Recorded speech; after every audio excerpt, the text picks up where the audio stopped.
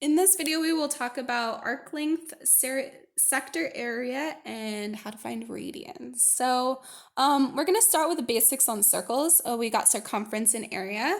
So circumference is kind of like your perimeter of the circle, and that is found by multiplying 2 pi and r together, the radius. And area is found by multiplying pi times the radius squared. So arc length and sector area are just variations of these formulas. We're just using parts of a circle. So let's go ahead and talk about arc length. An arc is a part of the outside of the circle. So if we wanted to find this arc length, we need to know what portion of the circle is this taking up, and then we just divide it off from the circumference formula. So what we need to know is what part of this whole circle is this. We need this central angle, okay? So arc length is defined by the central angle. I'm going to call that n.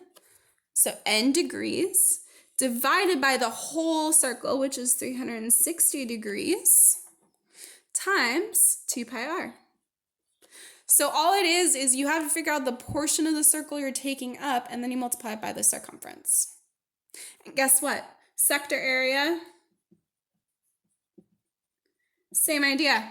If we want to know the sectors, like kind of think about it like a slice of pie, we need to know what portion of the circle is this taking up. Again, it's going to be the central angle divided by 360 times, and then your area, pi r squared. All right, so you will, in your problems, you will be given your central angle to some capacity. You might have to subtract it or work with it, but you'll be given enough information to find that in your problems, and you should be given your radius as well. And then you just kind of plug it in and simplify. Pay attention to instructions. They might say simplify in terms of pi. That means that pi needs to stay in your answer. And sometimes they want you to reduce the fraction down rather than getting a decimal answer in your calculator. Okay, so keep that in mind. All right, I want to talk about radians. So we've been using degrees to measure angles probably ever since you can remember. We have another one which is called radians.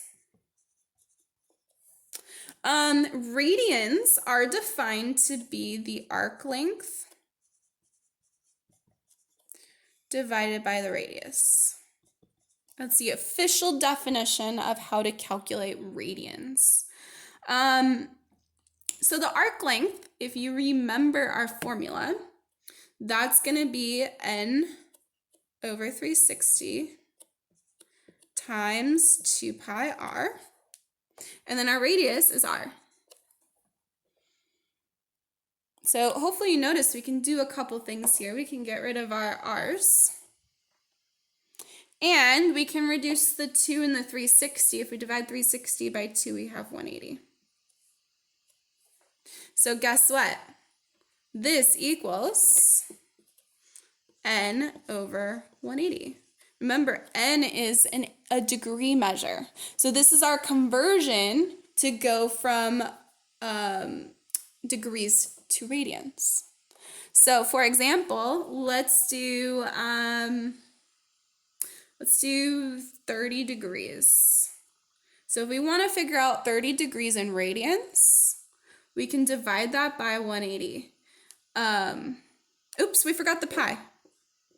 It's a very important part. Radians have pi's in them. So whenever you write them out, you always have it simplified in terms of pi. So what we want to do is we want to multiply by pi over 180. Okay. And just simplify that down. So 30 degrees and 180, we can get rid of the zeros right off the bat. And then 3/18 is 1/6. So that's going to equal pi over 6 in radians. Now, say you wanted to go backwards and you wanted to turn pi over 6 back into degrees, we're going to flip it. We're going to multiply by 180 over pi. Now, what should happen when you're converting back into degrees? Your pi's should cancel out. It's kind of how you know you've done it right because we don't have pi's in degrees. And then 180 divided by 6 is going to be 30. So that's how you go between radians and degrees. You'll use that formula. So you'll multiply by pi over 180 to convert it to radians, or 180 over pi to convert into degrees. And again, remember, radians are just another way to measure angles. We'll talk more about those in a little bit, and you'll be using this all throughout calculus. So this is a very important thing. We'll just be focusing on their definition and conversions this week. We'll be using them more next week.